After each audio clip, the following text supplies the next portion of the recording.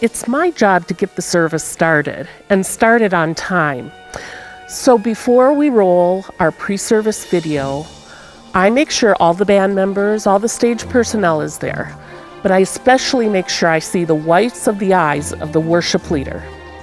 So I'm about to call roll video, and I'm looking around, and can I find the worship leader anywhere? He's gone rogue. He's out in the congregation greeting everyone. Doesn't he know this is cold and flu season? Some of the things that I don't really understand about the tech world is that they shut down all of the microphones on every channel on the board until we start to speak, and then they unmute it after we've said like 3 or 4 words already. I can't get that. I don't know why that happens. You know, sometimes the singers, they have requests for their in-ear monitors. They have to hear certain things, and they'll say, hey, I need more of this. So we'll just kind of go, how's that? And we really didn't do anything. Absolutely hate it when the worship leader decides to go and grab a testimony way up in, I don't know, the terrace level. And then of course you got the lighting guy, he's trying to turn the lights up. Our shading guy is trying to make things brighter. I have to confess, what bugs me the most is when I'm in the spirit and I'm singing and it seems to be going well, and then I look down at the monitor and there's no words. Mr. Lyric Guy, where are my words? We didn't know the worship leader was going to sing the 7th verse of the song. We didn't even know that song had a 7th verse. I don't know, I don't think they understand that the worship leader, you know, that any of us are capable of turning the microphone on and off on our own, because, you know, so they lock down the microphone so you can't change it. And so what happens, you trust your tech team.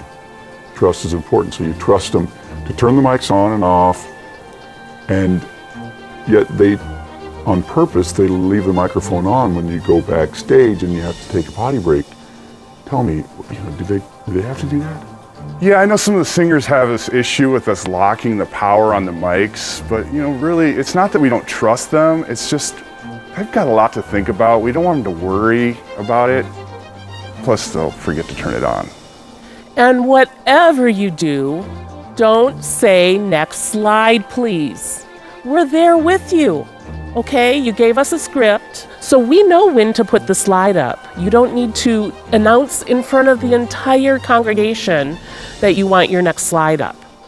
Now, sometimes we do step away from the computer for only momentarily, just to get coffee, great donuts, things like that. Sometimes we're surfing the internet, but that's called multitasking.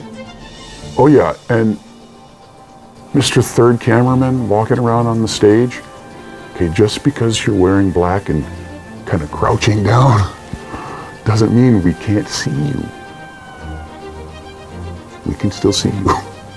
My favorite one though is the thing on? Yeah, it's on, and it's $500. Stop beating it, please.